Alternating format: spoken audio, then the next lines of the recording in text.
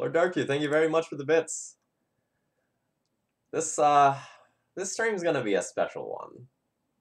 I mean, they're all special in their own way, but this one's gonna be more special than most of the special ones. And we even played most last league. So, I don't know where exactly that leaves us. But it's probably a cool place. Alright, let's do it, folks. Good evening, my name is Phil Gallagher. I run ThrabenU University, a site for legacy death and taxes. And today we are going to play 2006 Death and Taxes. So I did a little bit of digging, and I had some other people do some digging for me. And using the Wayback Machine, which archives old websites, we managed to find a Death and Taxes list from all the way back in 2006, which would have been approximately around the origins of the deck. And that's what we're going to be playing today. So, if you ask, hey Phil, why is this in the deck list? The answer is, because it was in the deck list in 2006. What I did was, I took two deck lists from that time period and rammed them together. So I'm playing the main deck of one, and I smashed together the sideboards of two others so that I could play with a bunch of sweet cards. I really wanted to put Hikari Dustdrinker in the sideboard because, well, I wanted to, and it was seeing play back then, so I did. Okay, so I don't even know where to start with this deck tech, but how about we start with what's not here? No Thalia. No Stoneforge Mystic. No most of the flex slots that we're playing these days. Instead, what do we have? Dudes that turn sideways. We have a 2/2 legendary dog. We have effectively a 3/3 thing with graveyard hate. Bushido says that if it blocks or it is blocked, it gets +1/+1. So this is effectively a 2-mana 3/3. We have 4 Sarah Avengers, because why not? We have Silver Knight, so if we play against a red deck like Burn, we're ready for that matchup. We have True Believer to give us Shroud. Stonecloaker to protect stuff and do some graveyard hate things, I guess. Yeah, we don't even have Flicker Wisp in this deck, chat. Like, we're old. So, plan A of this deck is, like, literally just beat my opponent to death with white creatures. That is how I am hoping to win. Like, we're gonna play, like, Izamaru, Sarah Avengers, and all sorts of crap off Vial, and just, like, dump them into play and hope it's good enough. Plan B is the Mangara lock. We have 3 copies of Mangara and 3 copies of Karakas in order to assemble it. Plan C is, you know, let's cast Cataclysm and see what happens. And we have 3 in the main deck, alongside the 3 flagstones. I don't know what was going on with the mana base building of that time, but there's like 3 flagstones, 3 ports, 3 wastelands for some reason. No 4-ofs any of those. 2006 was a very, very different time for Magic. We didn't quite get to optimal deck building theory yet. Alright, so sideboard. We have Rebuff the Wicked to counter things that target our stuff. We have Orum's Chant for, you know, combo decks and other decks that want to attack us, maybe? Sideboarding's going to be weird. We have Thorn of Amethyst as combo hate, Disenchant as a generic answer. You know, we can't play something even more generic like Council Judgment because it didn't exist yet. And then we have Hikari Dustdrinker for sort of our control matchups. So this is going to be special. So this is my weird thing happened, but when I Amazon subscribed, there wasn't any notification. Did you just do it now? You just did it now. Thank you for your support, but I don't see a notification either. So I don't know exactly what happened, but I appreciate it. Yeah, I don't see a notification on Streamlabs or in chat, so that's interesting. Yeah, Jazzy, catch the first round on YouTube later. It'll be special. So this is a thank you stream to you all. You've made the last year quite wonderful. You put up with me through various internet issues and as I was growing as a streamer. So this is entertainment for you. Yeah, this is gonna be good. So how well can I do with this deck? That's the question I posit for you all. What is the I have succeeded point of this deck? Is it I 2-3? Is it I 3-2? Are we happy with one win? Where does that fall, chat? What's the over-under? Let's figure that out before we get started. Lord Darkview, I really don't want to play against goblins. You know, I took my Tivadar of Thorns out of my sideboards, so I don't know. I don't know if we're ready for that matchup. Oh.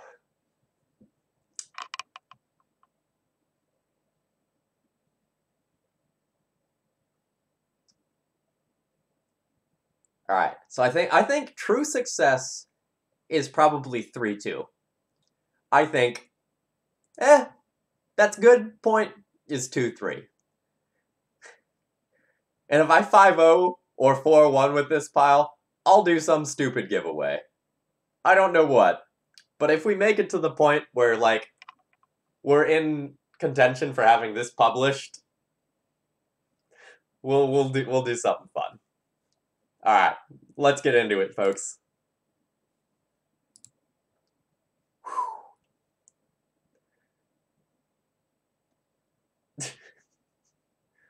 If you do 5-0, do 100 press-ups live on stream.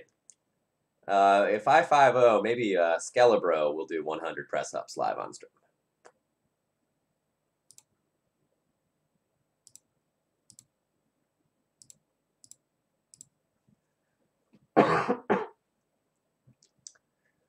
I'm not so much for the physical challenge at this exact point. I've been writing some sort of sinus thing for like the past 2 weeks. I'm gonna give up and go to the doctor if it hits Monday and I'm still not over it. But all they're gonna do is give me stronger cough medicine, so I'm not quite willing to commit to that yet. Yeah, exactly. So we're playing against Fuzz. Fuzz 65. How do I even evaluate opening hands? Alright, so I have turn 1 Isamaru, turn 2 Jitte. I guess that's reasonable, and then I can, like, Mana Tithe and Serra Avenger later on.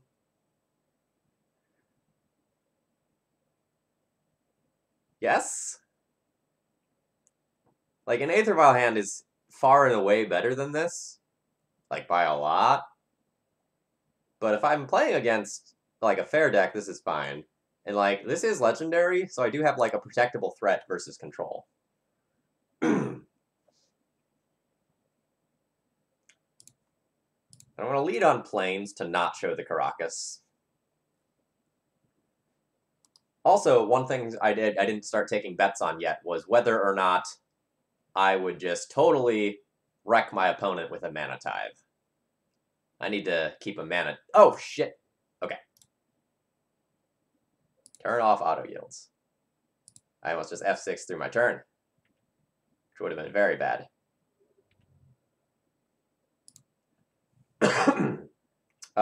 Jitte's awesome, but probably not against Island, so I'm going to play out Silver Knight instead.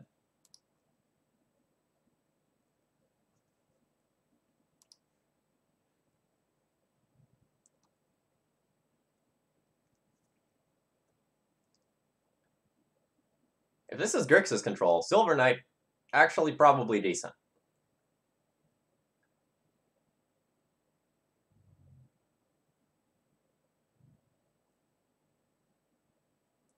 But it is appearing that this is probably combo.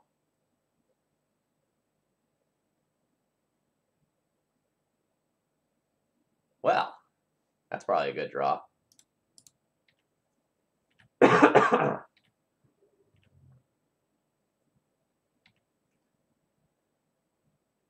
Alright, so I 100% want to wasteland my opponent. But I kind of want to hold up Mana Tithe rather than play Jitte this turn.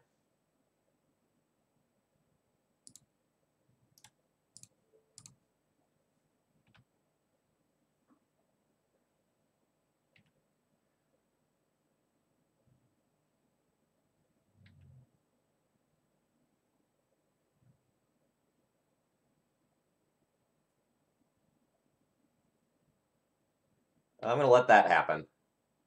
I'm going to try to get something more meaningful.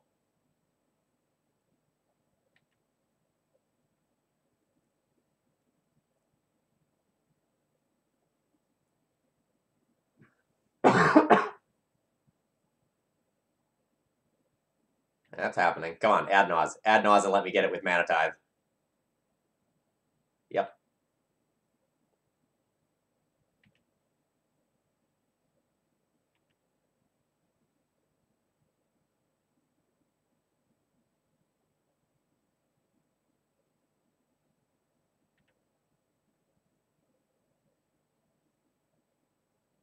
This is unfortunate.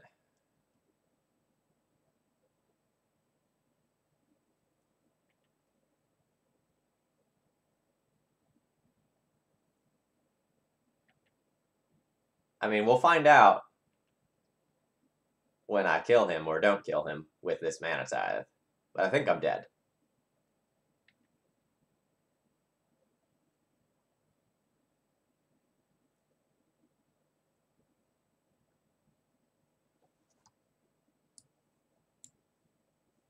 So even if I manage to counter one of those somehow, I'm just dead. Alright, we'll concede there. The Dark Ritual then play Island was pretty weird looking. Alright. So I want Thorns, and I want Orum's Chant here. Cataclysm seems awful. They're not going to get to that much mana. Swords of Plowshare similarly seems awful.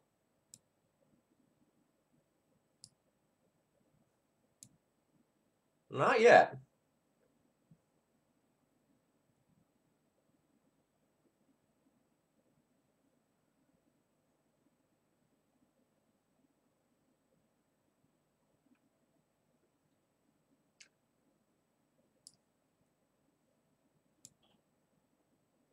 So I guess, like, trimming one Jitte is pretty bad. Like, a fine move. Like, Jitte and Stonecloakers aren't really fantastic. Not that Mangara really is either. But I think this is about where I'm at. Mangara-ing lands is still just a classic formula for success.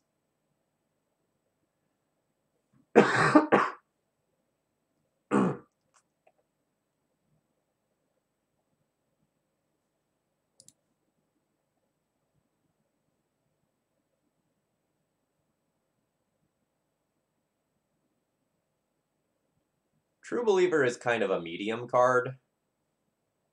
I will still keep the hand based on the strength of True Believer. Because I have Aether Vial, and it's just going to allow me to really get aggressive.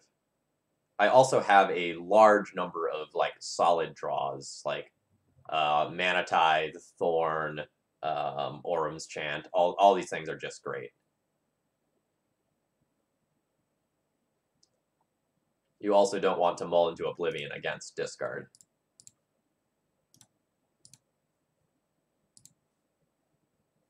Nice. So now my future hate cards are protected from discard.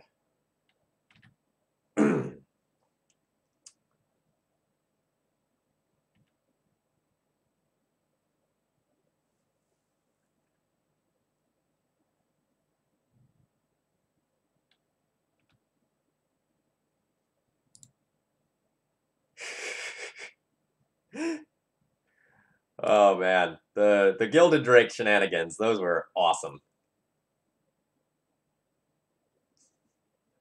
I'm not going to go that deep yet.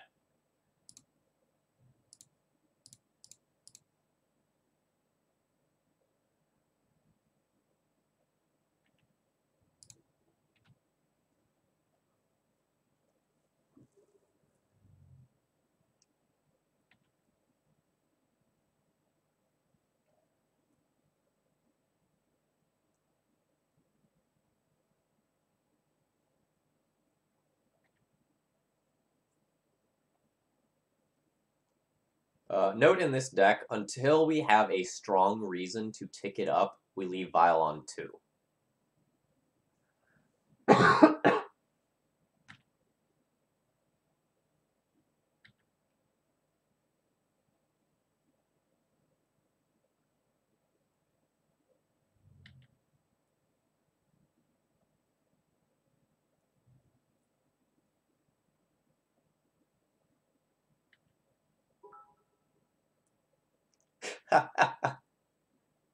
Yes. I will take your random dime worth of bits, and love it. And those dogs.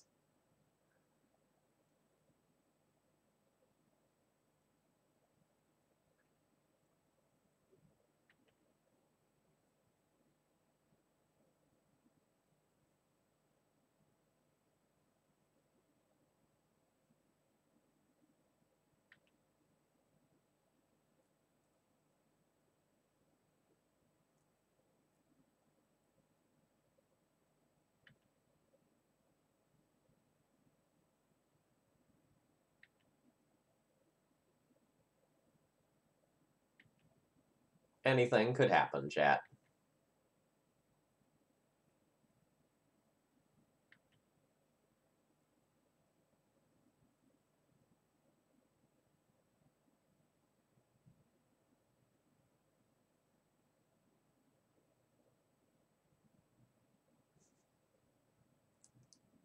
That is unfortunate. So now my opponent just has Infernal Tutor Tendrils.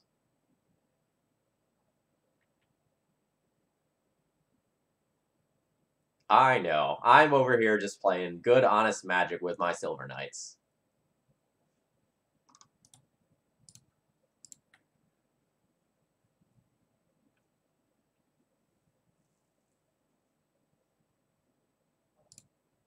Back in we go.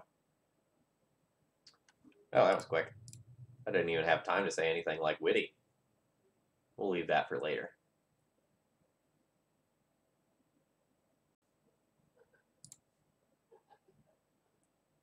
I think I have to mulligan this one. I only have 21 lands. Speaking of the devil. Well, this is the best one so far.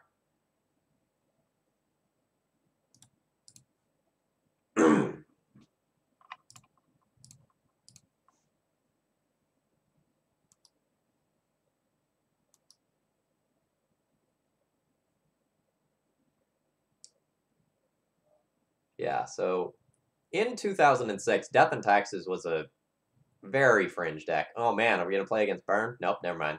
I got excited for a second. Thought my Silver Knights were going to be sweet. So back in like 2006, this was very much a fringe deck at the time. Okay, so if I hit another land, I actually have Stonecloaker, which might be the Stone Cold Nuts. So when this ETB, I return a creature I control to my hand, and I get to exile target card from a graveyard. Problem is that if my opponent just has, like, Black Source Reanimate, I'm sad.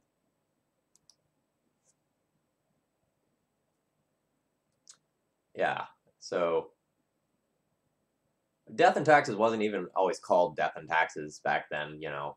Many of the deck lists that I was looking at from 2006 just called themselves White Weenie.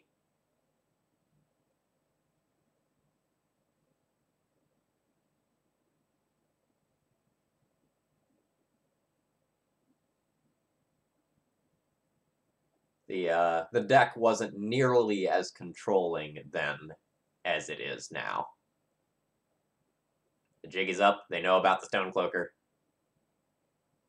But they don't know about that Swords to Plowshares.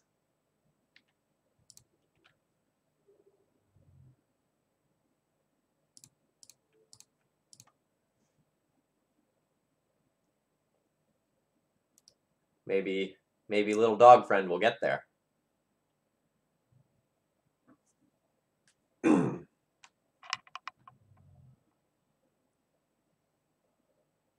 Uh-oh.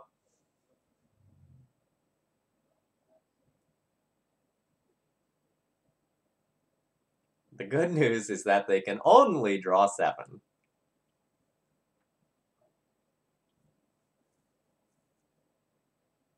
Oh wow, they don't have burial rights.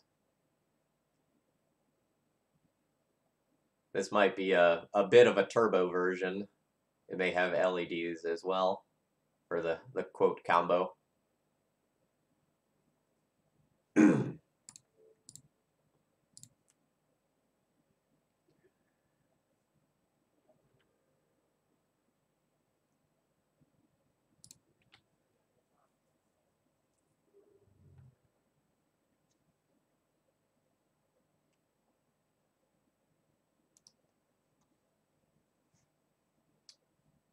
So back in the day, the legend rule worked differently as well.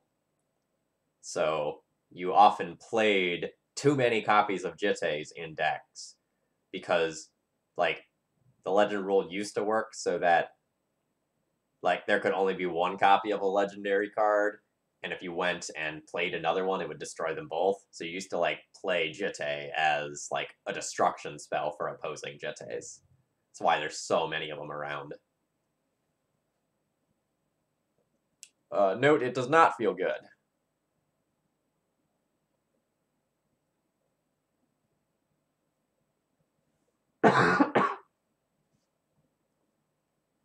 So that was Blaze Tidespout, cast Cabal Therapy. I guess they probably named the Jitte. Nah, I guess they probably named the Stonecloaker that they know about. And then it's possible that I'll lose the follow-up Source of Plowshares to a Flashback Therapy.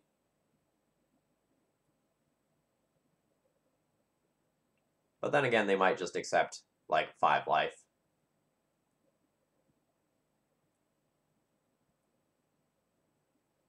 Oh, geez, just another therapy.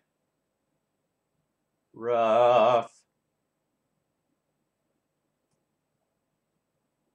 So now I'm probably locked under Tidespout Tyrant. I've got 2 Swords to Plowshares that I can draw towards. Otherwise, like, I'm just dead. But we'll play it out, because my opponent's at 4. So if they just run out of gas, I might just peck them to death with this dog here. Now, I don't really see that happening. Notably, on Burial Rights, it says target from their own graveyard, so they can't use it to get my Stonecloaker. No, RBS, I'm presenting at an anime convention this weekend. I had a conflict, and I had already committed to the anime convention beforehand.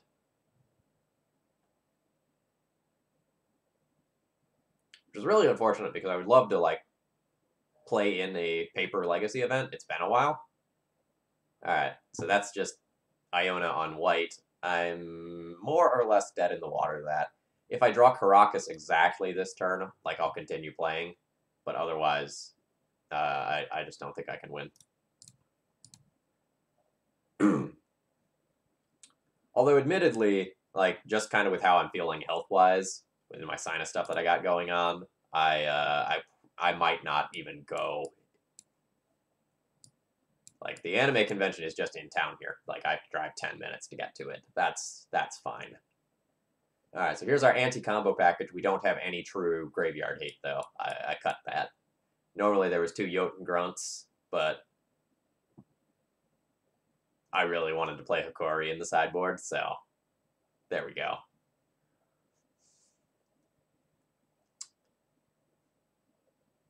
So this isn't really a Jitte is great matchup. I might cut all of those.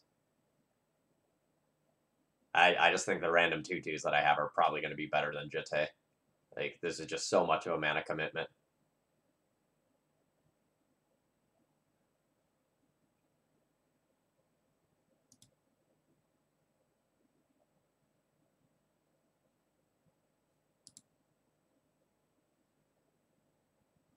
Yeah, I just figured Jotun Grunt would be, like, pretty awkward.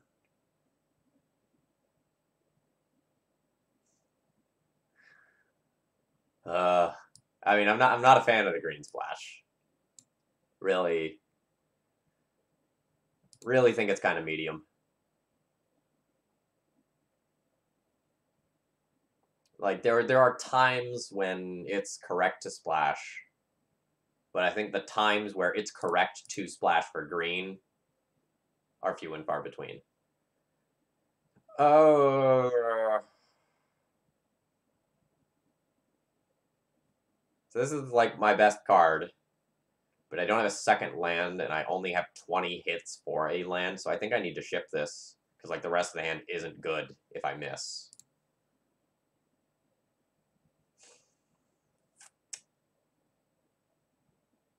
Well, this is not good either, but I'll keep this one. Like, it's got 2 vials, so I guess I'm going to, like, go on the aggro plan and hope it works. I'm going to bottom Avenger, even though it's part of the aggro plan. I really want to find another land so I can vial and port. But I don't expect to win this one.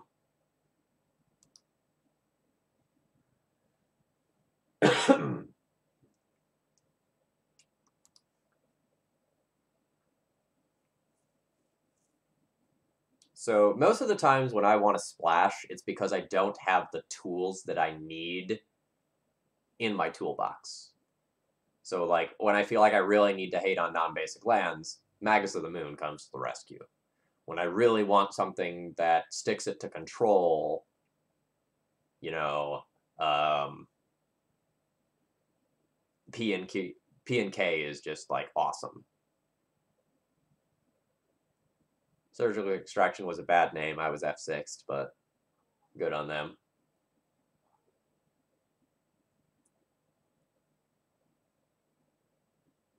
I mean, I don't disagree. Knight of Autumn is a awesome, awesome, awesome card.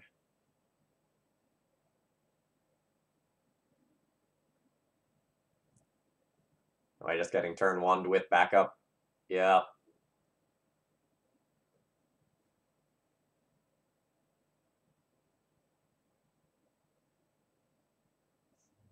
Surgical Extraction indeed did not exist in 2006. Neither did Thalia, which is why we're going to lose to all these combo decks. Like, Mana Tithe and Thorn are just far, far worse. Oh, my opponent just produced a Grizzlebrand and passed. So all things considered, that's okay. However, everything else going on right now is very much not okay.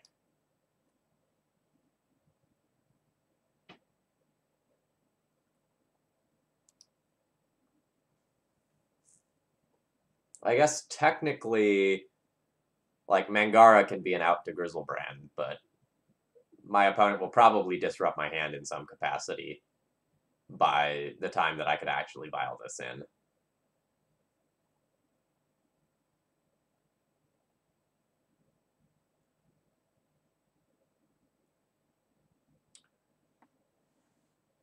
We haven't really done anything sweet yet.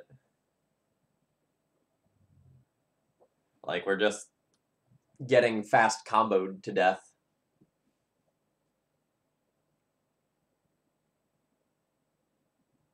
And, like, D&T is already kind of shaky against, like, very fast combo decks, but when you remove, like, Thalia and Revoker, it's just rough. Opponent just super fucked up. They let me get a Mangara.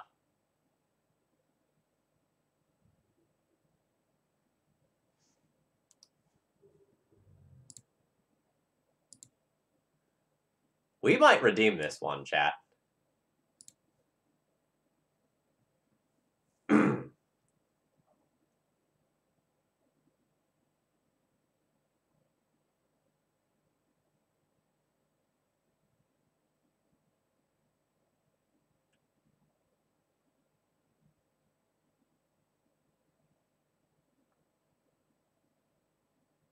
So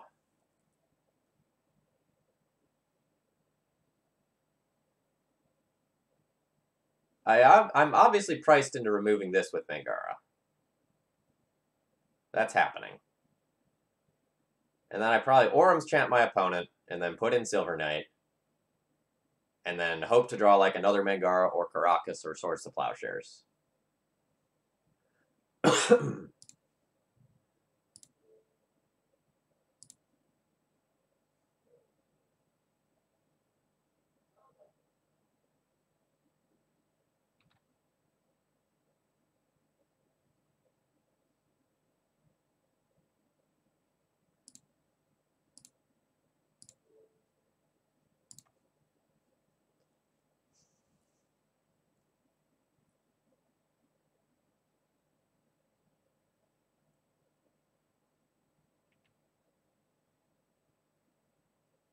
I don't know if we're quite to the point where we're dealing in absolutes yet.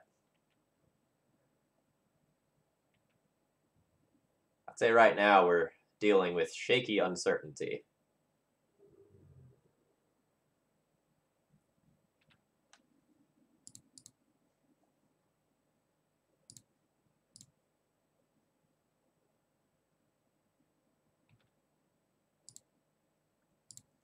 So I will put one of these up to 3 and the other at 2. The ones at 2 are so much better. That's a little late. So now I just am dead on board to the Grizzlebrand because I can't kick this. Womp, womp, womp, womp.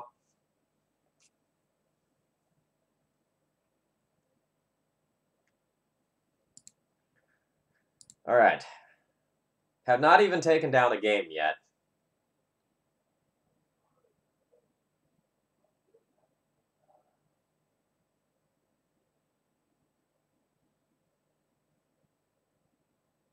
Oh, you're talking about, like...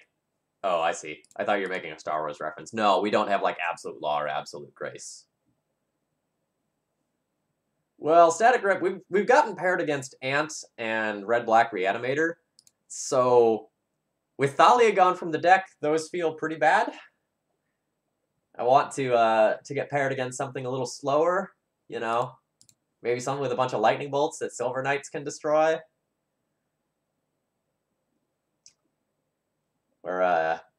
We're gonna at least try to get on the leaderboard with this deck. But as is very clear, there's a big difference between like something like this and something like this.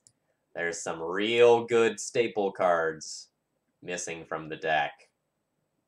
I mean, if we look at the things that are just like considered unquestionable staples of the deck,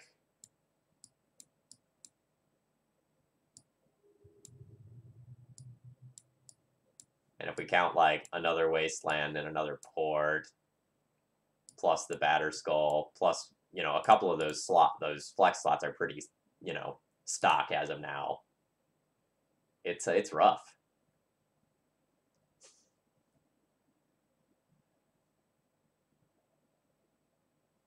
Oh no, we don't even have Mom.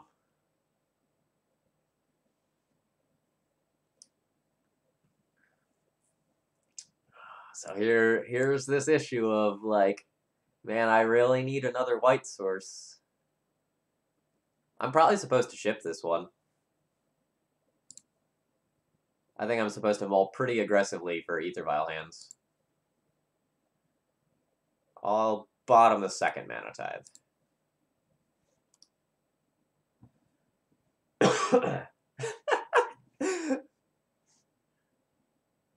Oh god, are we just gonna like play against lands? Nope, nope, we're playing against Red Prison. Fuck. Play draw was real huge here.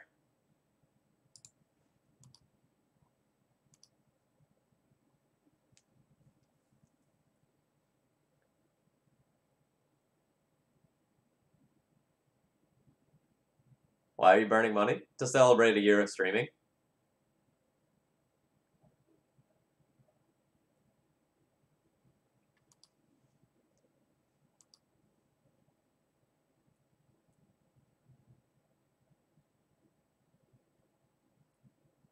If my opponent just minuses, I will probably concede.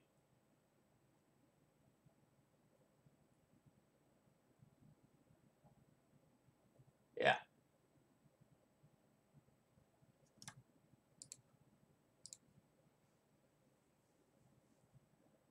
In good news, those cataclysms I have will be real sweet. Alright, so Hikori seems fine.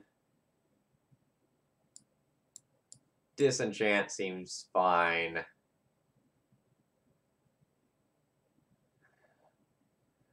Thalia would be good, but Thorn is maybe not good enough.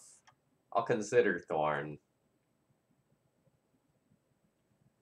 What am I doing with my life?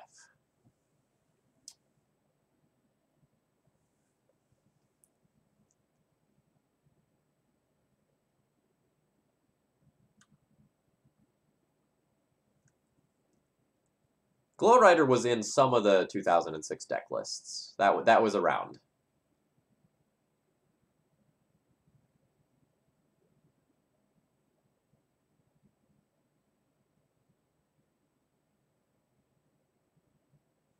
So how do I win this matchup? I think I win this matchup by just, like, mising my opponent with Cataclysm. Or getting the Mangara lock online. Jotun Grunt was in some of the sideboards as well. Some of the main decks, too. I mashed together two sideboards, and I played the things that I thought would, like, give me the greatest chances of winning. Because Jotun Grunt is pretty weak as Graveyard Hate, if we're being honest. You play it more as a 4/4 beater that happens to have some bulk to it. Alright, so I think Thorn is medium. I think most of my deck is medium, so they're probably okay. The Shroud from True Believer is pretty weak, so I think I'm going to cut those. And Samurai of the Pale Curtain similarly is kind of medium.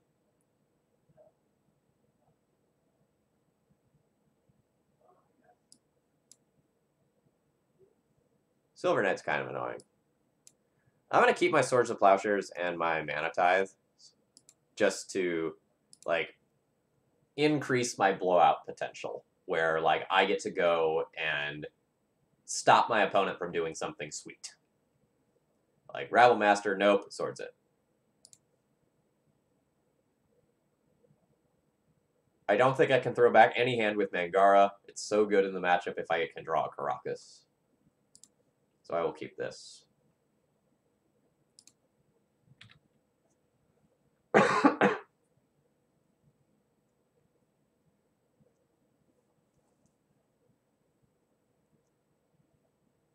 I was going to, like, borrow some alpha lands for this stream, but I forgot.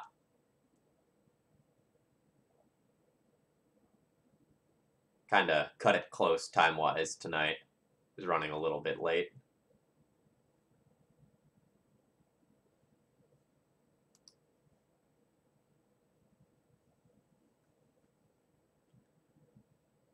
I am going to wasteland my opponent's City of Traders so they don't get the chance to play some sweet 3-drop on their turn. If I can get Mangara online, the long game does favor me very substantially.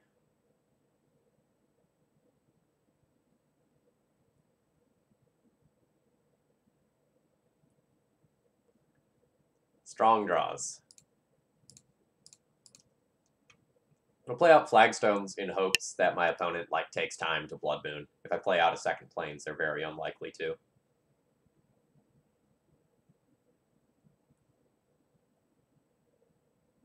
Imprint and Chandra, their hand must be pretty good. There we go. This is actually, like... Never mind. This is fine. This is 100% fine. Now I won't play out the Mangara because I'll just be wasting it.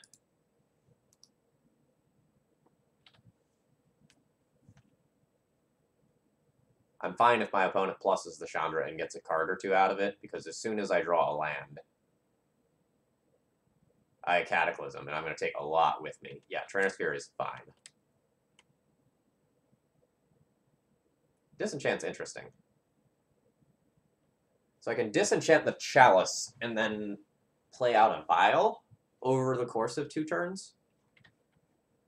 So I'll pass the turn now.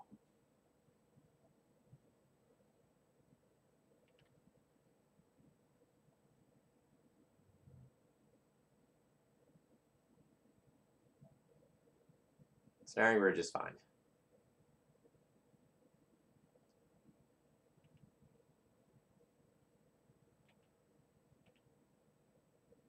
Alright, really hoping to draw a land this turn.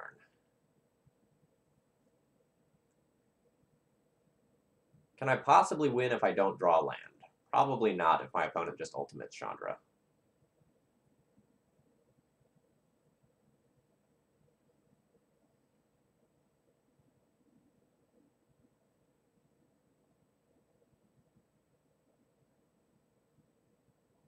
I think due to the Trinisphere, I just, like, don't even disenchant. I just hope to draw land.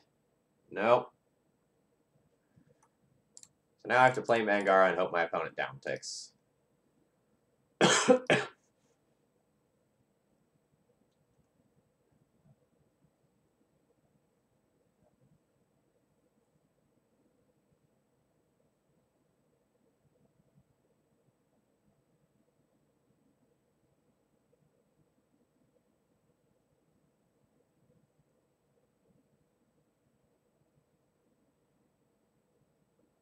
I mean, from my point of view, there's no question. Like, you just take the emblem and kill me in 3 spells. Like, Mangara can't really do that much right now. Like, they shouldn't really care about any of these permanents.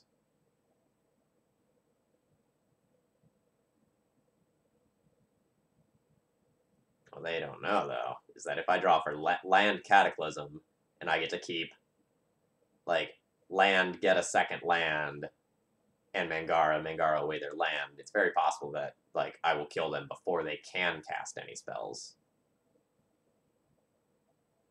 Rebel Master is legitimately annoying. I didn't think they had a spell because it took them so long to do that. Alright, now I'm just effectively dead. Like, Rebel Master plus everything else that's going on here just means that I'm going to die. I don't think there's any getting out of this.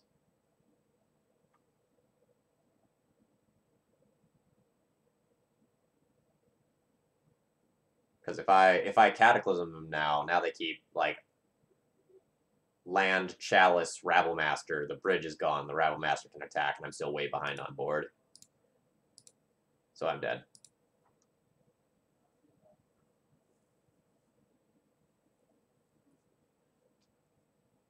Just for humor, we were not ever casting Cataclysm. With 21 lands in the deck, like this, these 4-drops, not feeling so hot. There's definitely a reason why D&T is, like, on the side of, like, 23 or 24 lands now. And Dr. Bill, thank you very much for your continued support, up to 11 months now. Thank you. Despite the fact that I'm getting bullied, I do hope that this is at least entertaining. If not, you know, educational, as just sort of a throwback to, you know, how bad was this deck back in the day? Oh, it was bad. It was pretty fringe. Now, granted, we would have been playing against much, much lower power level decks, but D&T essentially was like a white weenie aggro deck then, rather than a true control deck. You know, we had speed bumps in things like Mana Tithe and True Believer. That was all.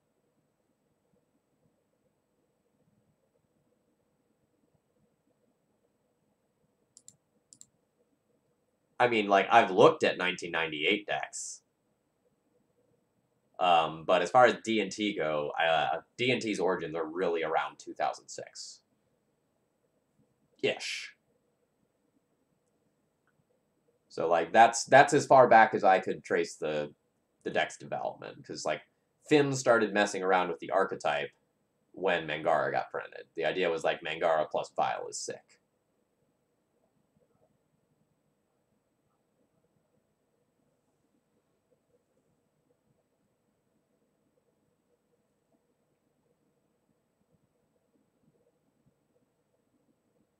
Like, OG Tithe, not Mana Tithe. Romario, I thought I was going to at least steal some games. This is rough. I'm getting bullied.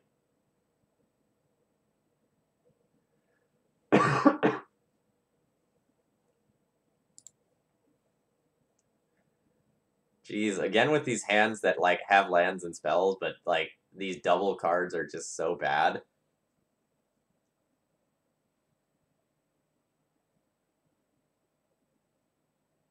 I still think this is a mulligan.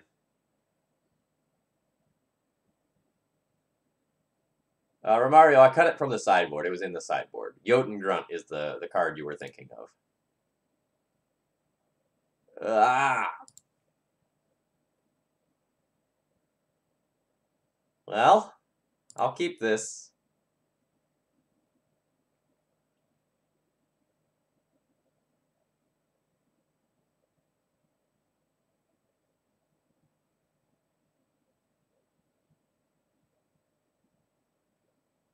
This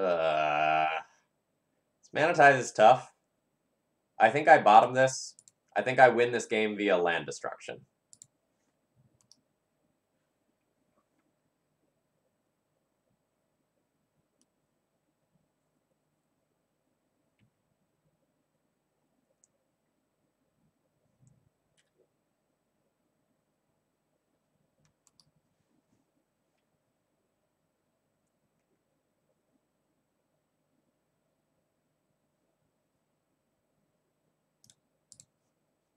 All right. I'm going to pull that up. I'll take a look at that on stream in a couple of minutes whenever I have a pause to talk about something.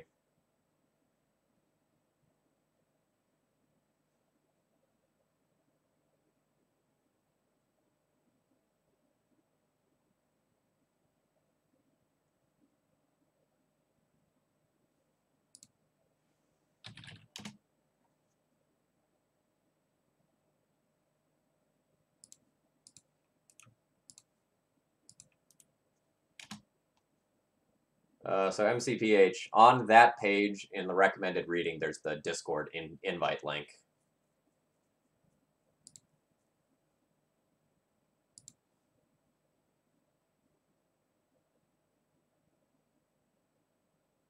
Oh, did it really take that long for my Silver Knight to resolve? I thought my opponent was doing something.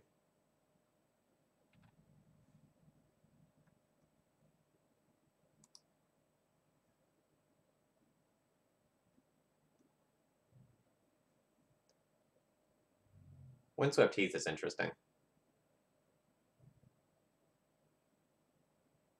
My opponent has put thought into their lands. That's very clear.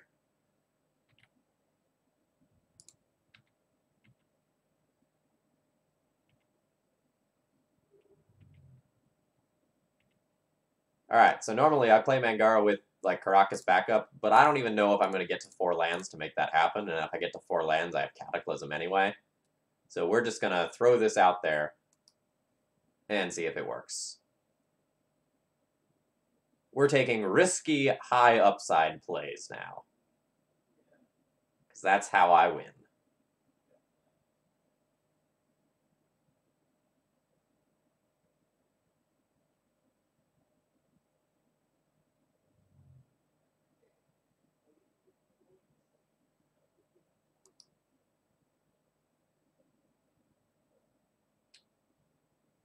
But Heath is a bad land to play in Miracles, right? Because, like, a lot of the other ones, like Arid Mesa and such, can go and fetch other lands.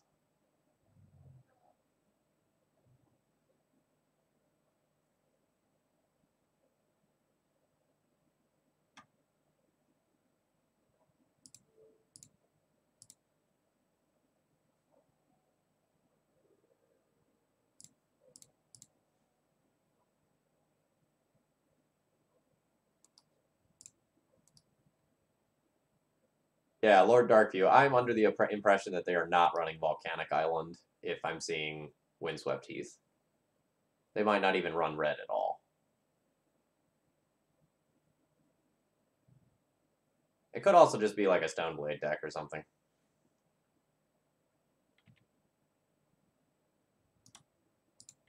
But I'm inclined to say Miracles.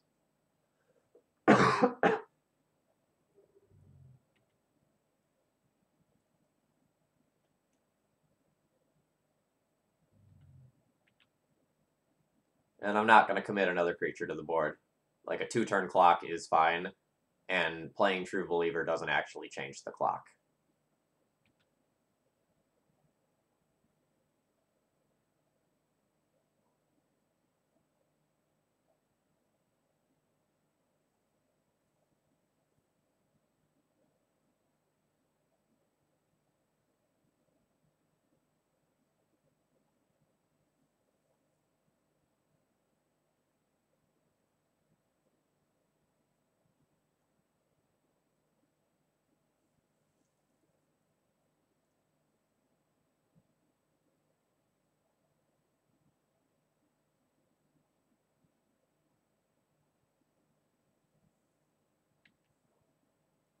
Yeah, I don't think there's a strong reason to play Windswept Heath in this shell. Like, I think it... Once you know your opponent is Miracles, it gives away some information. Before you know it's Miracles, like, are you really going to think they're, like, Maverick or something for a turn or two? Back to basics. That is annoying. But it's not super relevant right now. Because I'm hoping to just, like, effectively win the game this turn.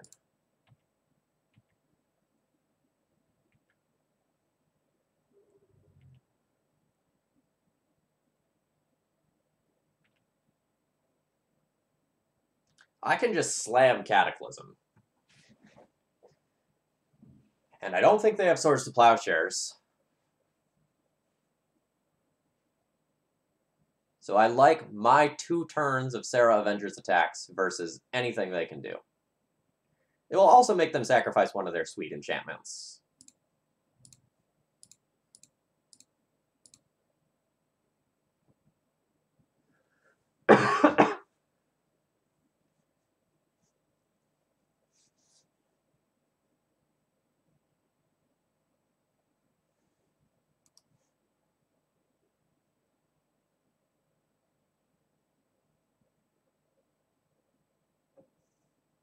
Snapcaster, target, Force of Will. Womp womp, confirmed.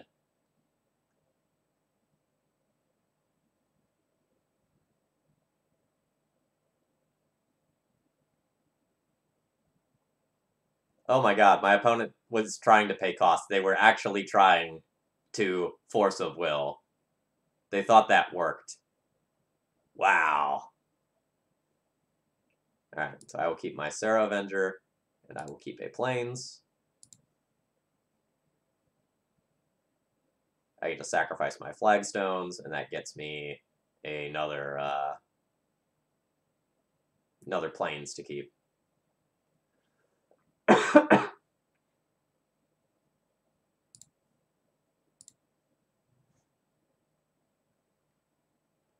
So opponent will, like, get to keep 2 lands effectively because, like, Search can flip.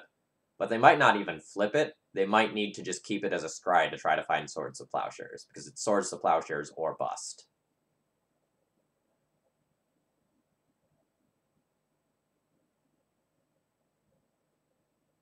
I guess that does it too. They don't know the True Believer is coming.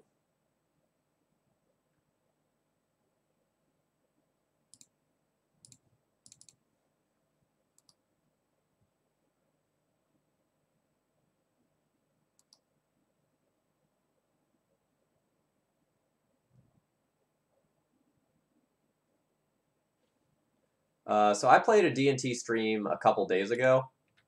The list that I played there is the list that I'm testing now. So if you just want to, like, check out my YouTube or my Twitch, that will have what I'm playing now.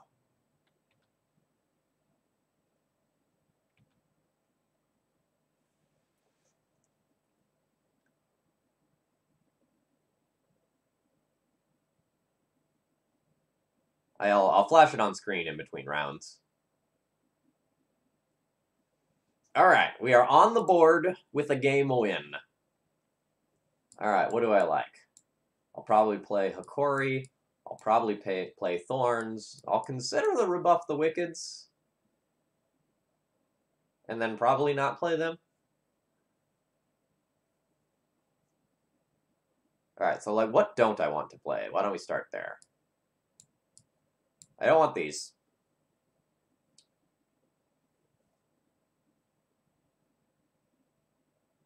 Mana Tithe on the draw is probably weak, but, like, who's gonna play around it? Samurai of the Pale Curtain is a 2/2. It's not great, but it doesn't get ambushed. 3 copies of Jitte seems ridiculous. Stonecloaker seems kind of medium.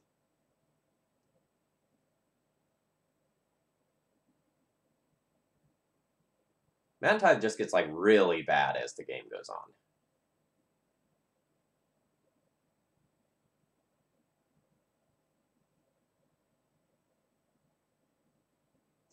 Stonecloaker blanking a Snapcaster is admittedly cute.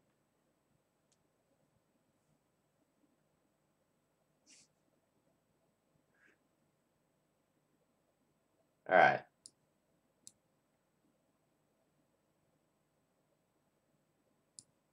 Yeah, maybe I'm not even, like, supposed to invest mana into Jitte.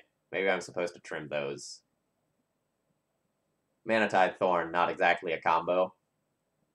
But whatever. We can technically call it synergy, right? They pay for the Thorn tax, and then we get them with the Mana Tithe.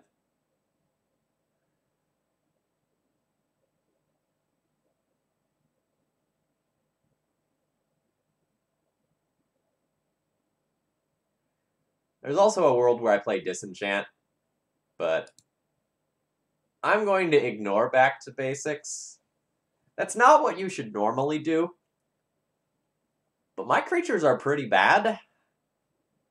And I think I have to play towards, like, the universes where I'm actually winning. I don't think I can play around every fringe scenario like I normally try to do when my cards are just so much weaker than my opponents. I don't like the look of this hand, but it has an Ether Vial, so I'm keeping it. Best card in the deck. Not close. But really, not close in this shell. Yeah, like, I have 4 lands, so if I draw Hikori or Cataclysm, it's stellar. What is the purpose of this deck? Entertainment. This is a list from 2006. Fetching Tundra is kind of weird there. That's either a sign of desperation or a sign that they have a ton of lands.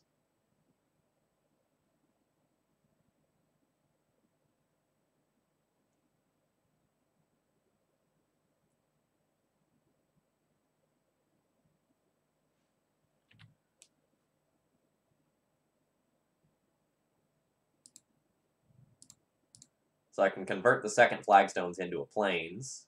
So that's neat.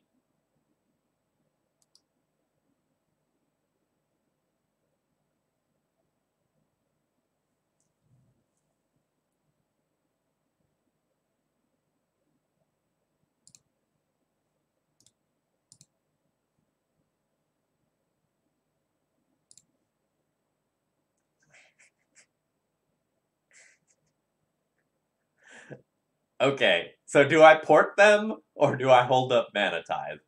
Real questions.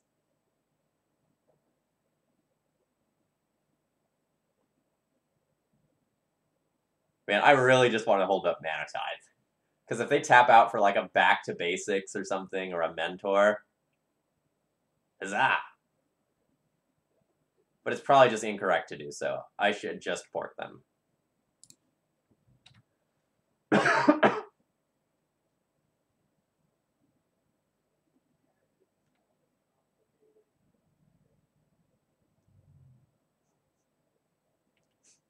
Port. Play the long game and go to Mana Tithe Jace.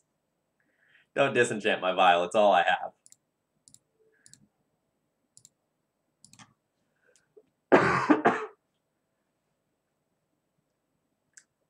That's the next level thinking I'm gonna need to win with this. I'm fine with forcing awkward timing for Brainstorm.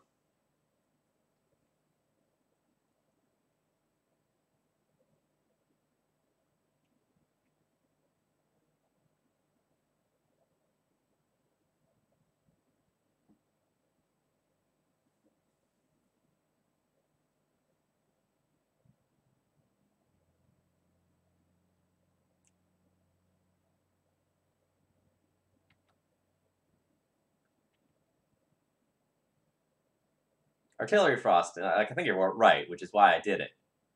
But I haven't gotten someone with Mana Tithe yet. And that's disappointing. We got the dog!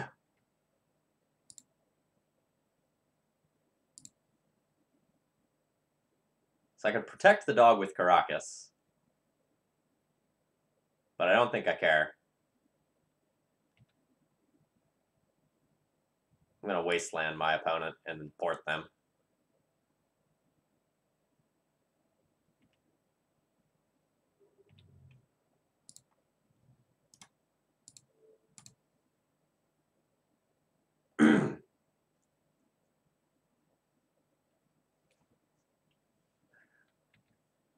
Opponent over there probably sweating, going like, not like this.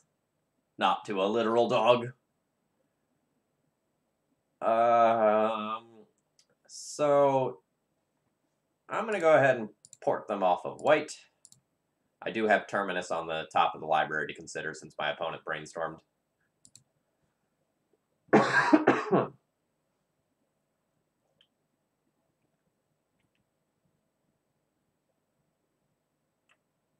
I don't know that they had a draw stop before, so...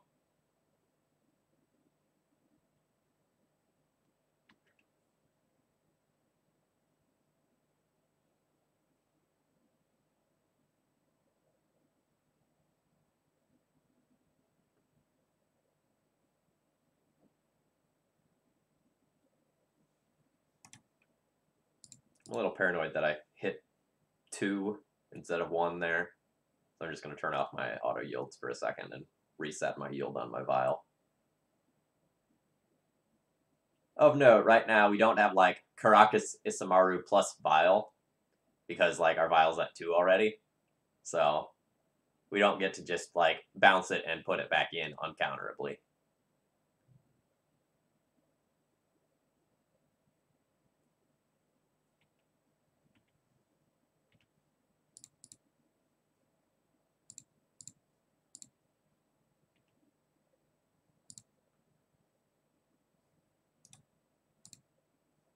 Say no to that for the foreseeable future. Never mind.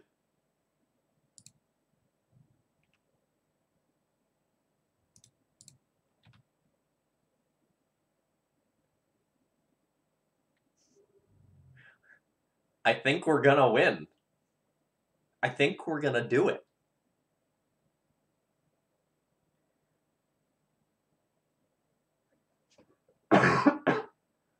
We're gonna continue to attack the white in fear of removal.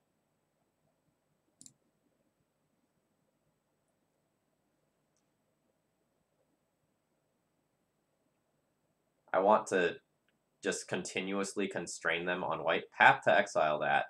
Yeah, that's fine.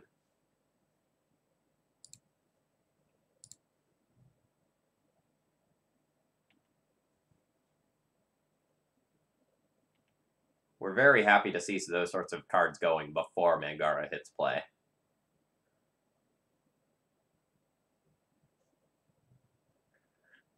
Gunshot the Bob, if you just showed up, you've tuned in at a good time. We'll ignore the first 3 rounds.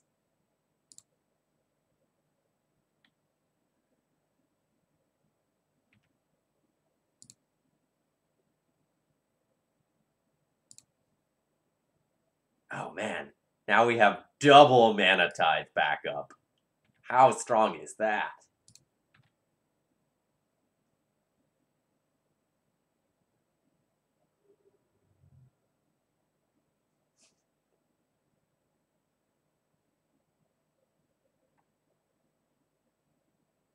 Ignore the fact that Thalia would be so much better. Ignore that part.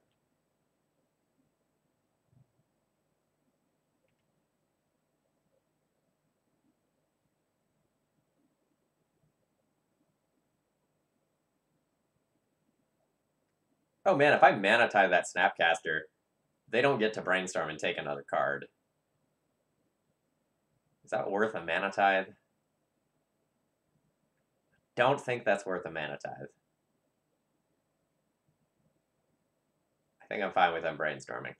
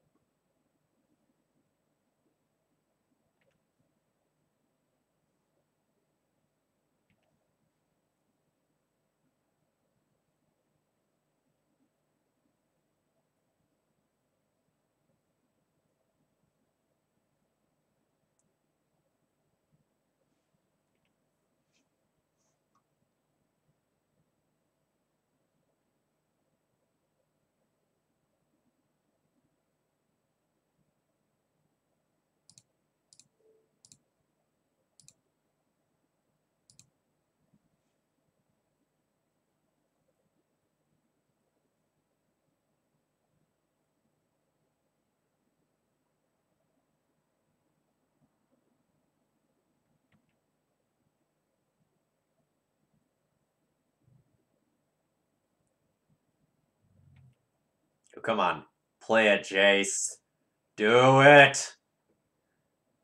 Do it!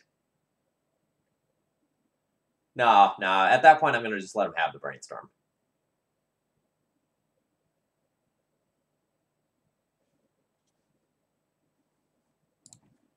Snip. Ah.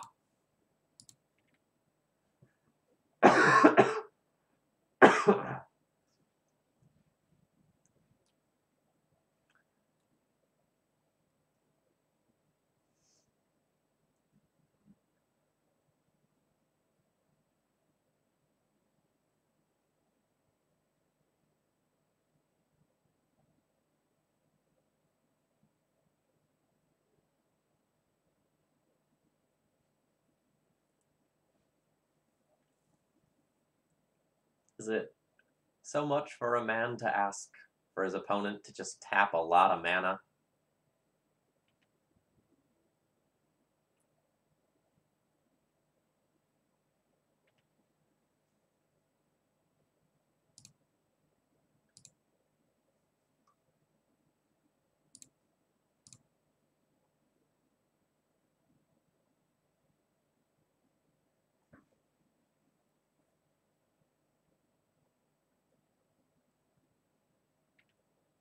Oh, yeah. So now we'll say always no to that.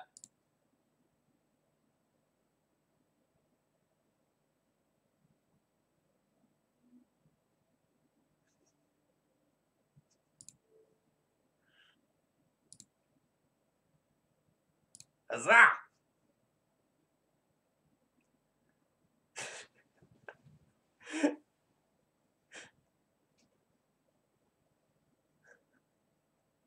Got him.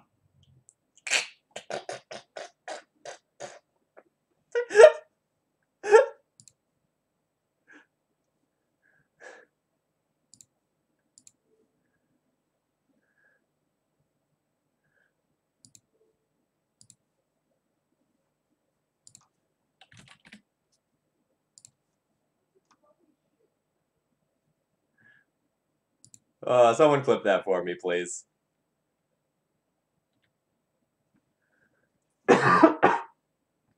I could not get the snip off in time. Activate Mangara. Target planes. Hold priority. Activate Caracas. Target Mangara.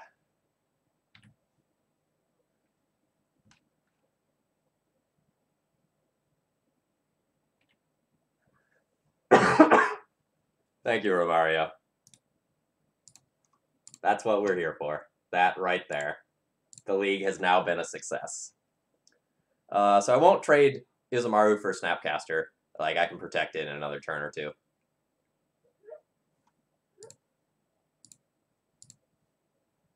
Yeah, you're not a mod? Fuck it, you're a mod.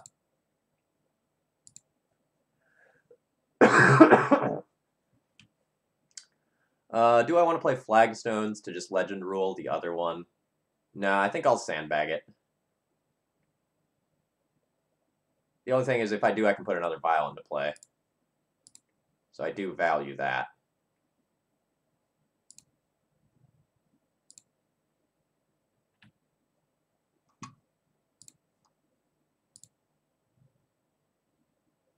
Oh yeah, I'm definitely sick. I'm just mucusy and gross. I don't actually feel all that bad, but I've just had sinus stuff going on for almost 2 weeks now. I'm giving up and going to the doctor at the beginning of next week. But I'm hoping to feel better by then.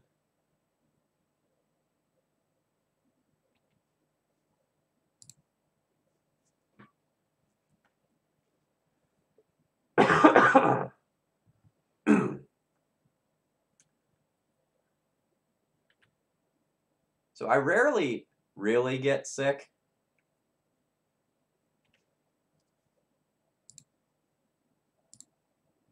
But I kind of get, like, carry the same crap with me sick for, like, 2 or 3 weeks, somewhat regularly.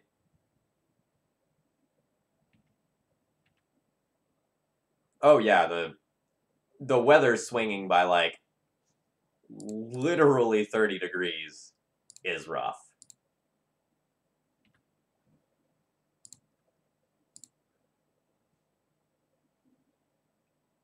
Yeah, I've got the immune system of a teacher now, so that means that like when I finally do get sick, something hits me pretty hard.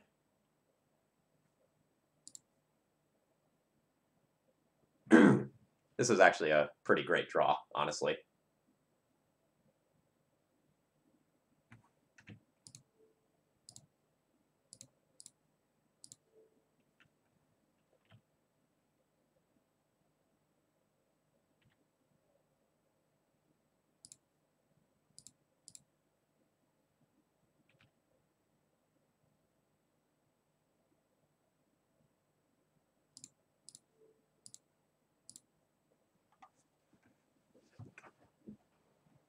So the Bushido means that effectively when I'm blocking, I'm a 3/3. So the Snapcasters are no longer aggressive cards.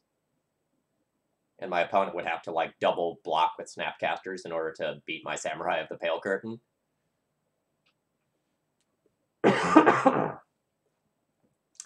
So my parents live in the suburbs of Chicago, and right now the weather there is absolutely insane.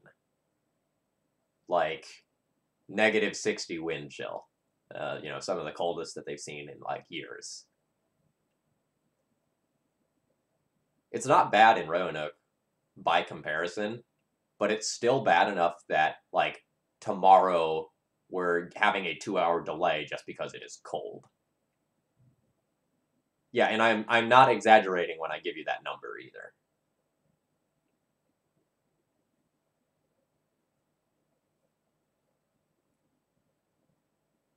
Like it is that is -60 with wind chill.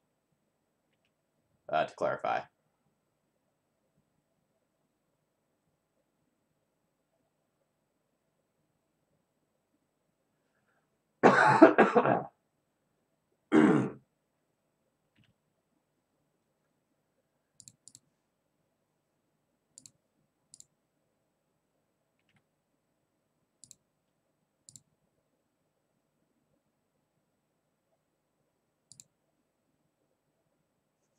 Lol. We have a backup one just in case something goes wrong. So I don't even think I need to use it yet. I think I'll just use it on their turn in case they have something tricksy they want to do with their mana. -60 American. Because we're different than everyone else.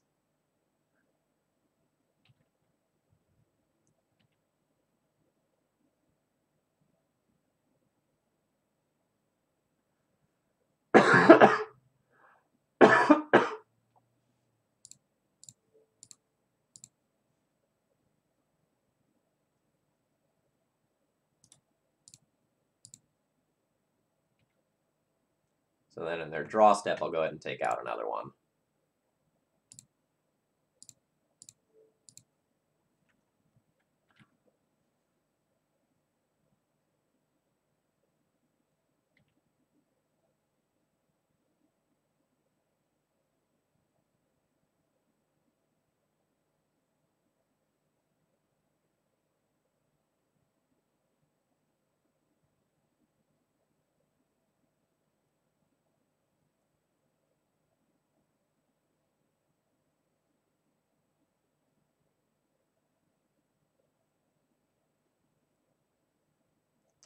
So really what I'm doing is I'm just exiling my opponent's morale, card by card here. That's where this attack is really going.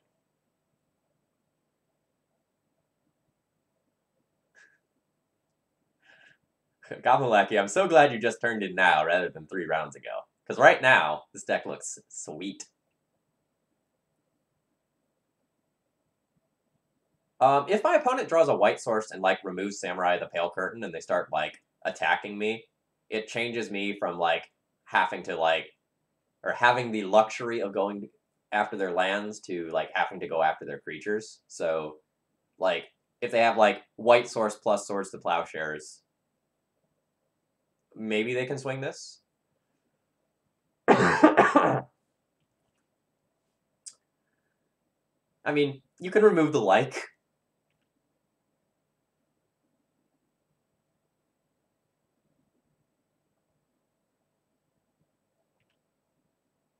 And in respect of Land Containment Priest, I'm actually just going to put the Mangara back in right now.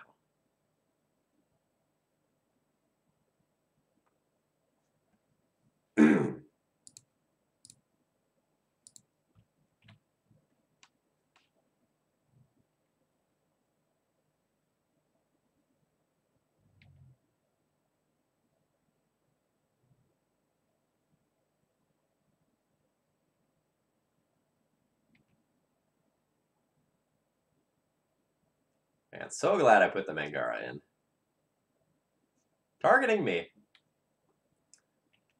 Well, friend, would you like to take the other Mangara? They did. They did like to take it. Unfortunately, they gave me a clock.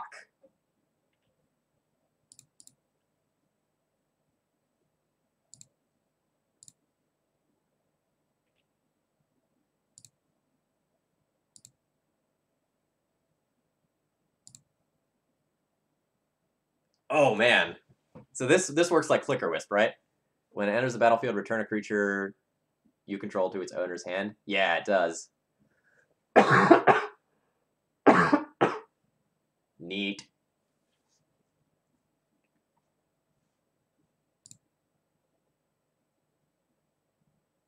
I guess that would mean I'd cast. How do I do this? It doesn't matter.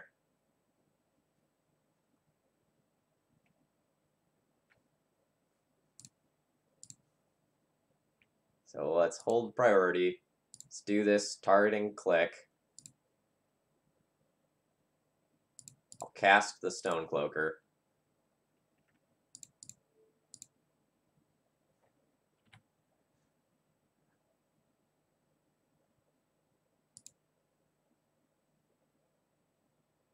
Oh man, that doesn't even target. This does though. So I'll remove the Brainstorm.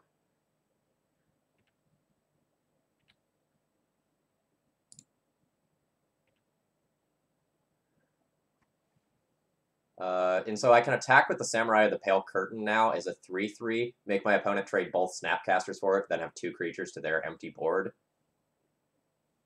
That's probably good.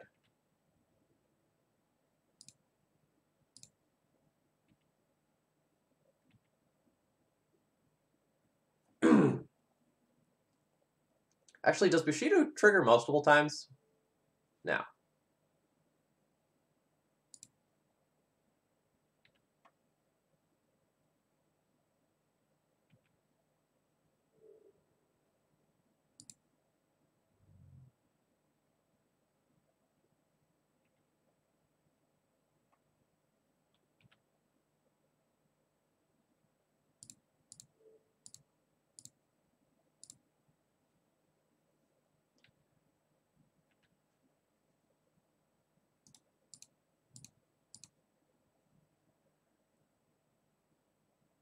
Yeah, I don't know what they could do now.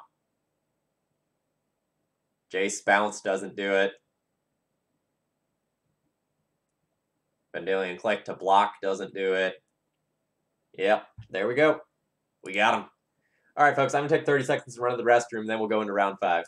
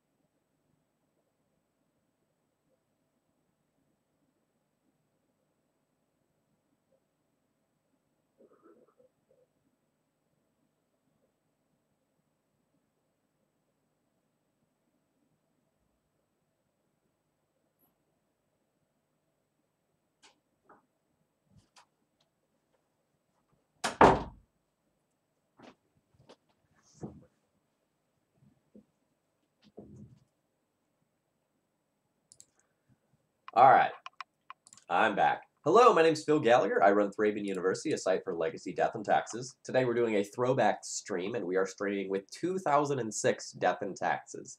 We are currently an impressive 1-3. If we can win another one and end 2-3, we will reach my, hey, I'm happy with this moment of the stream. Although, getting the counterspell war with double mana tithe, that felt pretty good. So I forget who it was, but someone was asking about my current like real D&T list. This is what I'm mucking around with at the moment. It's not super well tested yet, you know. I think I've only played 1 or 2 leagues with it, but this is about where I feel like I should be. The second Brightling maybe shouldn't be a Brightling and should be something else, but I'm keen on testing the card again. I think we've kind of come full enough circle where it might be good again. So this is where I'm at, but not for tonight. Here we go. Let's see if we can make this into a 2-3 and quote-unquote redeem it.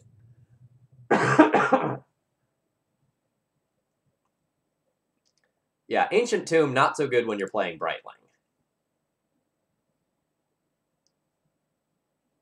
Well, ain't this awkward.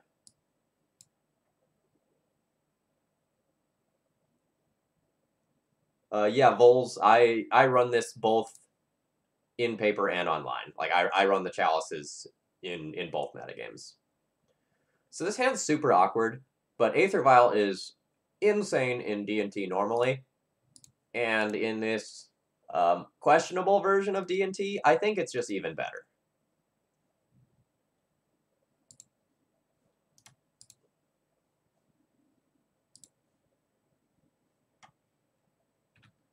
So if this is Burn, we have like Swords to Plowshares and Jitte and a pro-red card. Fuck! I took the Tivador of Thorns out of the sideboard. Unacceptable. I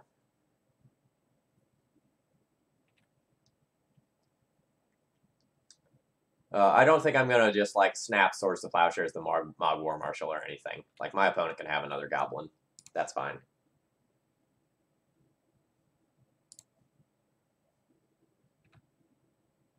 I'm really hoping they like pay the Echo for some reason.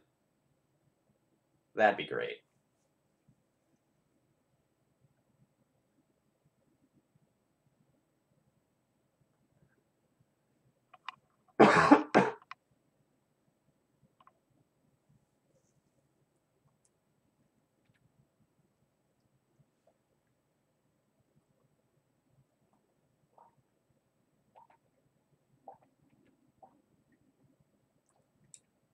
They can probably go wide of Silver Knight.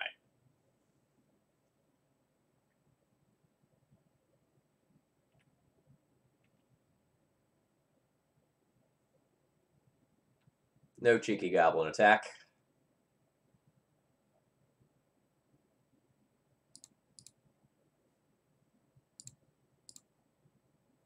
Got him.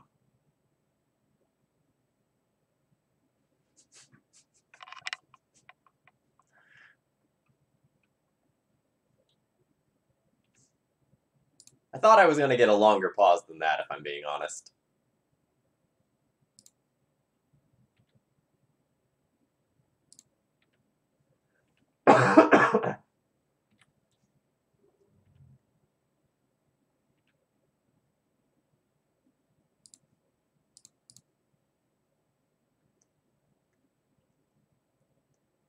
If I was actually playing the Tivadar of Thorns, then the chat message would be justified.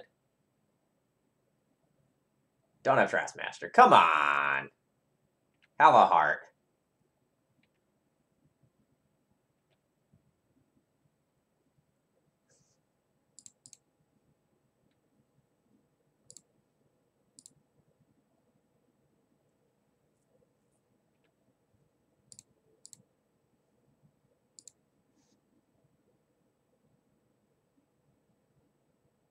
So now they should, like, fling this Goblin at the Jitte, yeah.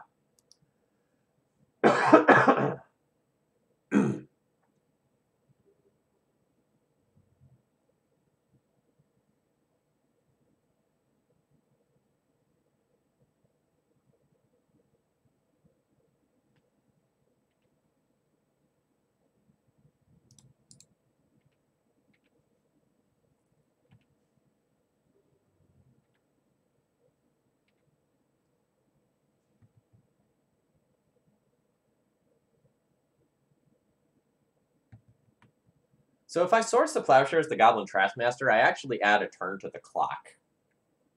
I also, like, since I don't have an artifact in play, I don't have a reason to actually remove this turn. I can wait. Now, if my opponent puts something else on the stack that is going to, like, benefit from it, I'll probably remove this, but I don't have a compelling reason to take the action yet.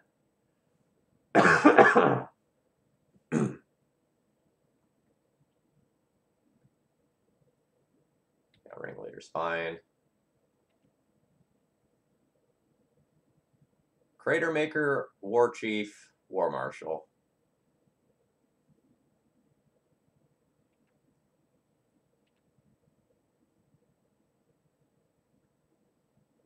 Now, so that I sort of stay ahead on clock overall, I think I need to remove this. It's a lot of damage over time, and effectively, you know, prevents 4 damage right now. It's unfortunate that, you know, it changes the clock on my end.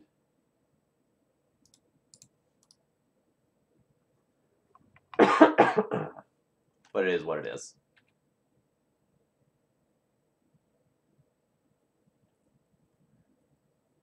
So this will be the War Chief, which I would love to have Swords to Plowshared, but I think I needed to hit last turn. Well, that's about the worst possible thing. That will probably shift the clock in their direction, especially now. Sharpshooter, War Chief, Matron. Yeah, that's very bad.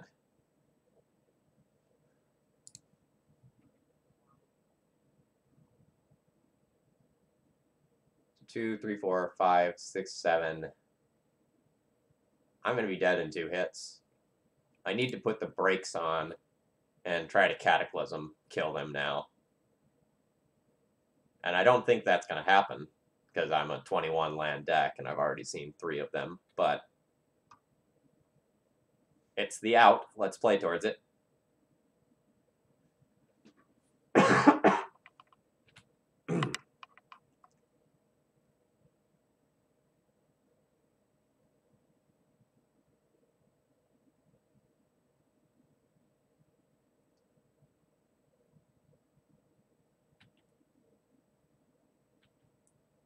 So this probably just gets, like, another Lord of some nature to buff the team. Krenko. Welp. That has haste. Damn it, Silver Knight. You had one job. One job.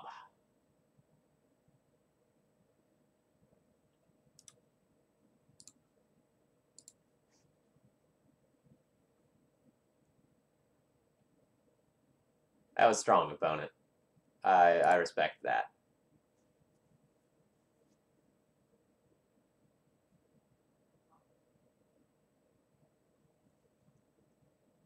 Quiet, Lord Darkview. The Goblin Killer, he would have killed the goblins. He's the Goblin Slayer. He does one thing. It must have worked out.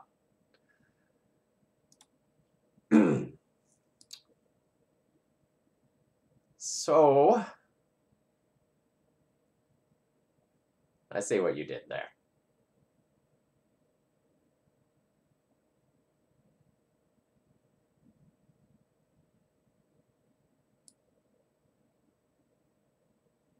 Goblins uses a lot of mana. I could see Hikori being okay here.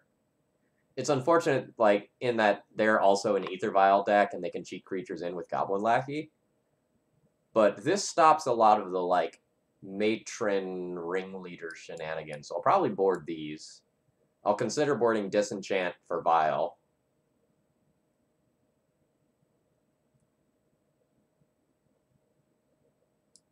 True Believer's a pretty bad 2/2. That might be all I'm doing.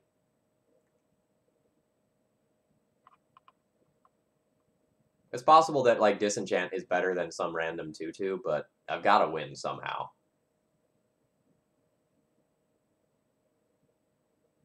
But Goblin Lackey How can I get them with Mana Tithe if I board Mana Tithe out? Let me ask you that. The answer is, I can't. So we're going to keep Mana Tithe in.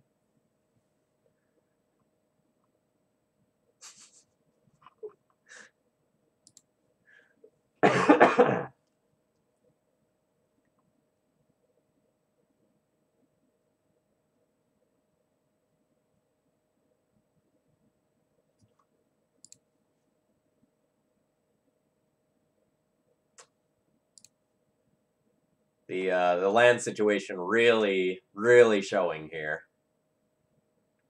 So many of these have been mulligans just due to, like, lack of double white or lack of enough land. And I think that's very clear to us very quickly, but the competitive Magic was at a very, very different place a few years back. And let's not forget that. A lot of things that are just, like, very commonplace knowledge now about, you know, math of mana bases and whatnot. They just weren't known or weren't accepted practice then.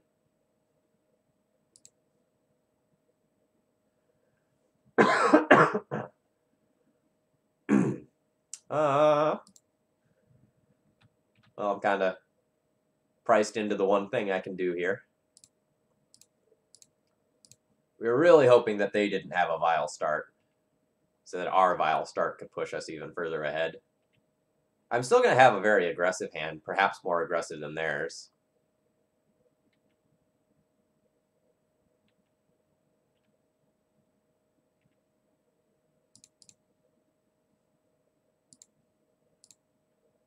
Yeah, Lord Darkview. Sideboarding has changed a lot. Alright, well, Jitte can steal this game if I draw another land quickly. Like, I'll even have a flyer to pair it with. I have Source to Plowshares for if my opponent has Goblin Lackey, which thankfully they don't. So I can hold this for a little while longer.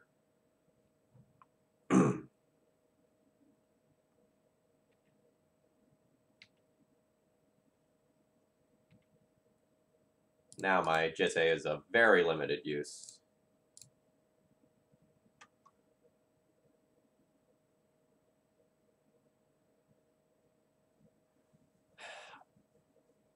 I will probably just immediately tick my Vial up to 3, even though it's going to make my Vial worse. Because my current plan is aggro my opponent out in the air.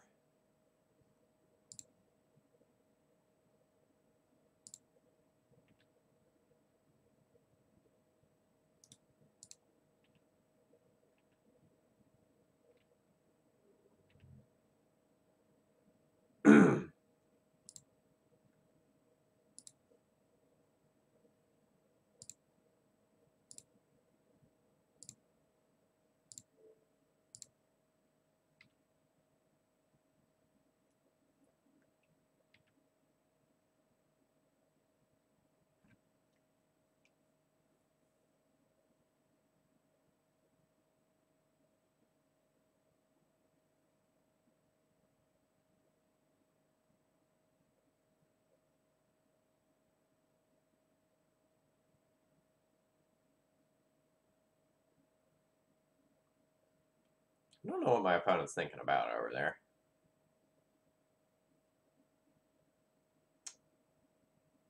That would explain it.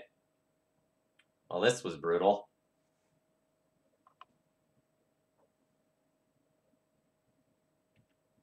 This also means that I have to balance my Serra Avenger.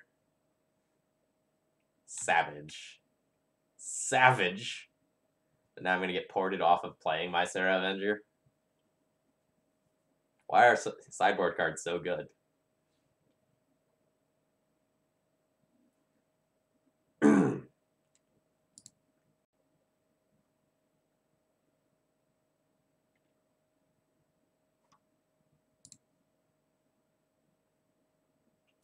That's not bad. It's going to be a touch slow. I think the damage is going to be done this turn because I'll probably see something like Matron, Tutor Ringleader into Ringleader right now.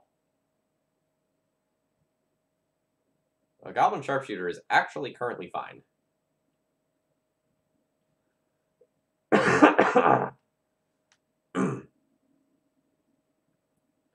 Oh god, my opponent has Kiki Jiki.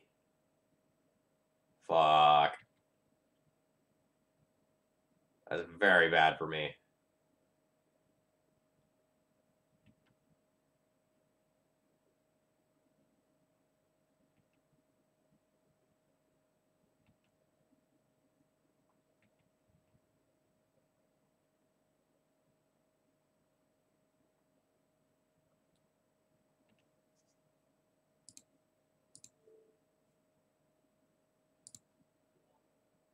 So I need to hit the Sharpshooter here.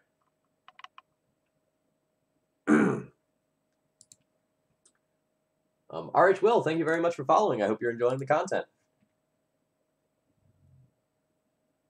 We're not usually playing 2006 decks, but when we do, we play Mangara. Alright. Caracas. Caracas! Don't Tarfire me, bro. Don't do it.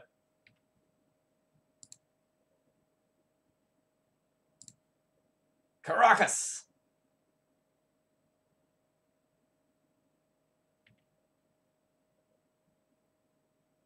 Damn. This still isn't bad. Like, I get to Swords of Plowshare as that War Chief, and then Mangara their Vial, which will buy a ton of time.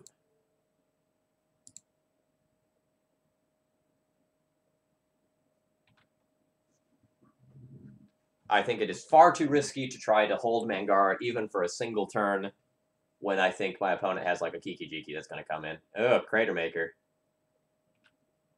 That means Jitte or Vial might eat it. Let's say always no to this for right now.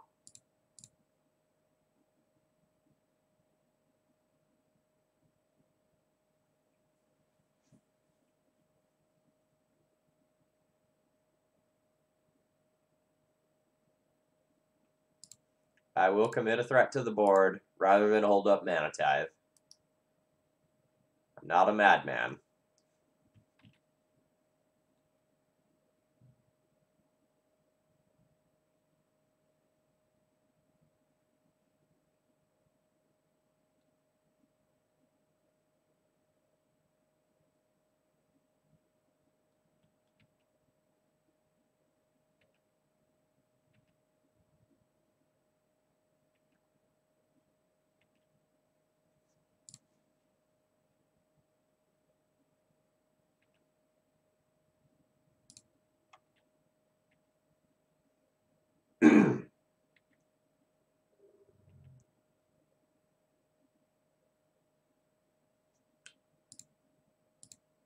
I'll play out a Vial. Having 1/2 gives me a decent amount of flexibility. Fortunately, my opponent's got this Cavern, so I might not get to Mana Tithe their sweet spell.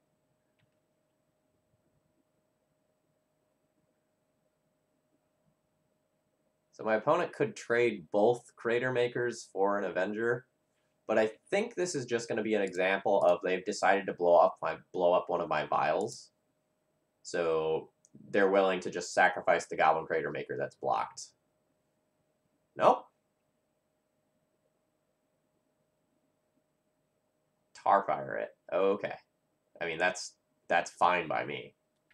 Like, I accept this. Like, I got the 2-for-1.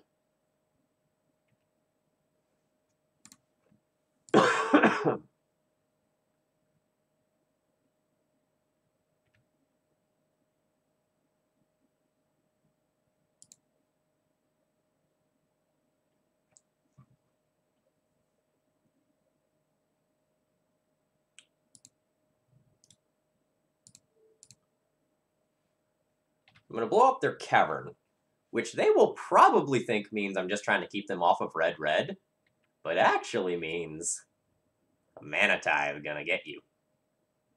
It's coming. It's coming. Come on. 3-drop, baby. Damn it, he played around Mana Tithe.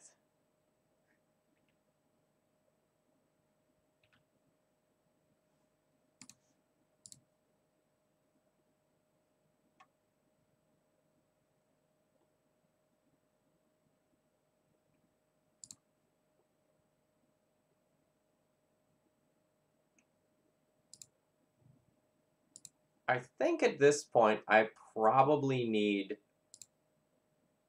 to just play out this Jitte and trade it as a removal spell for Goblin Crater Maker so that I don't get aggroed out.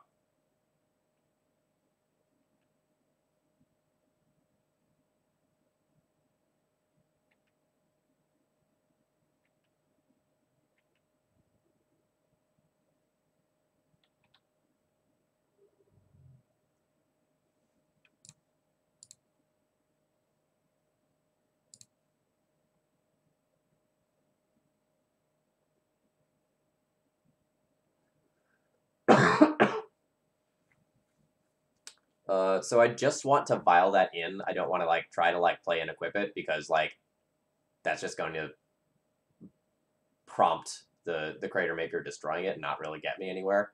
Whereas like vialing this in may ambush a creature. And that is where I would like to be right now.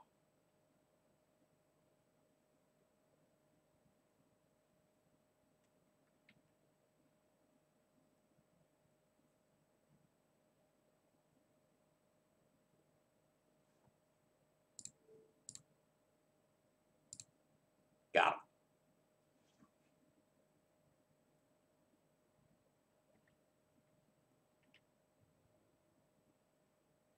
If my opponent doesn't have another land, I probably just won the game.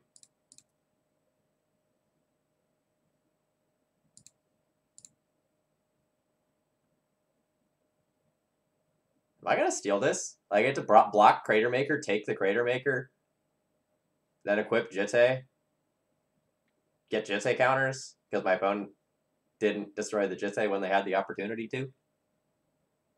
Oh, come on!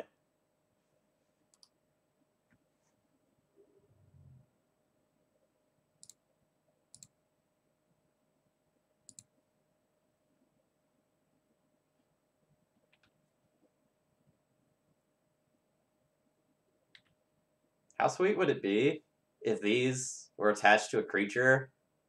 Maybe like a 2/1? Maybe with some other relevant ability?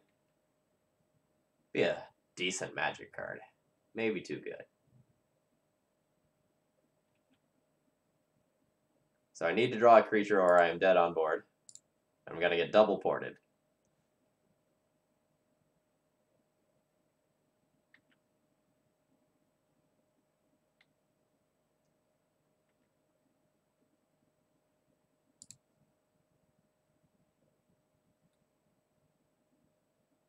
So that's a creature. And I can like chump block with it, but then I'm just going to like die to these. So I will go ahead and concede here.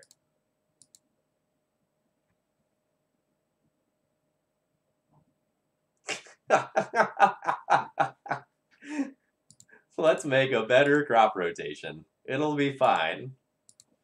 Also, don't worry about the fact that we could then play 8 crop rotations in a deck.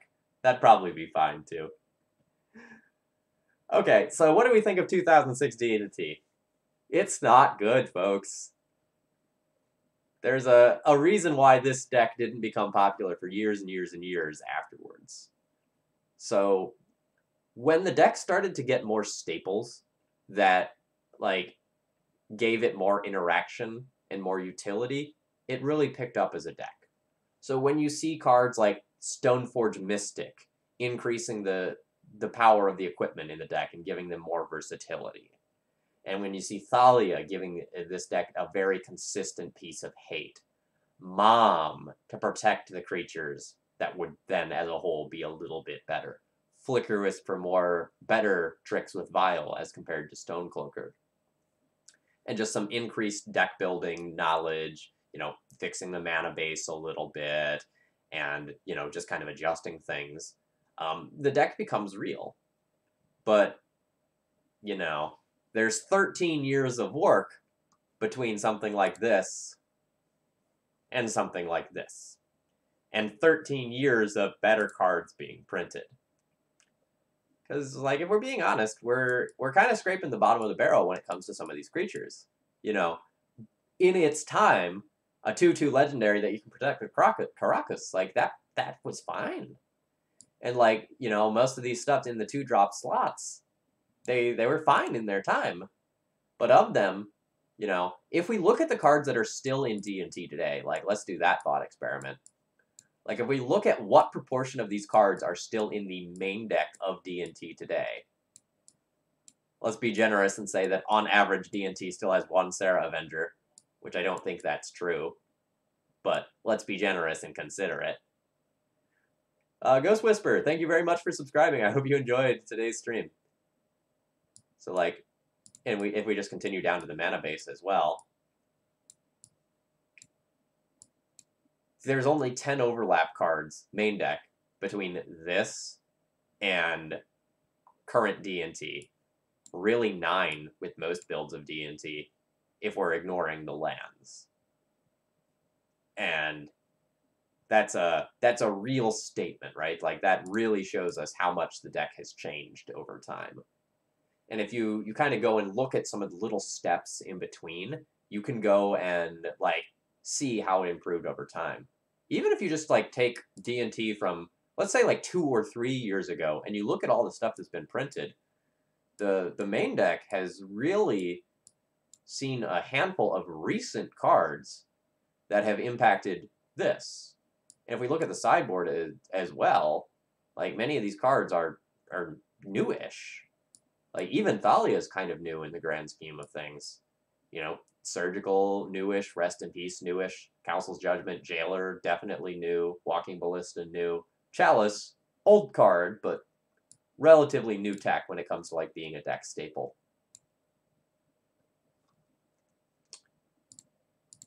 So, thank you all for supporting me for the last year. You know, this is sort of my thank you stream where we did something silly that was definitely meant to be entertaining rather than winning, you know. I walked into this knowing full well that I was probably going to go and incinerate 12 ticks, and I'm fine with that. I hope it was fun. We did get on the board. You know, we did take down a match. So that's fine. Chalice is a twofold card. It's good against control decks and combo decks. So you'll board it against things like Miracles and Grixis control, as well as things like Tess and Ant. It's very versatile, though it's a little awkward, and you do kind of have to sideboard with it in mind.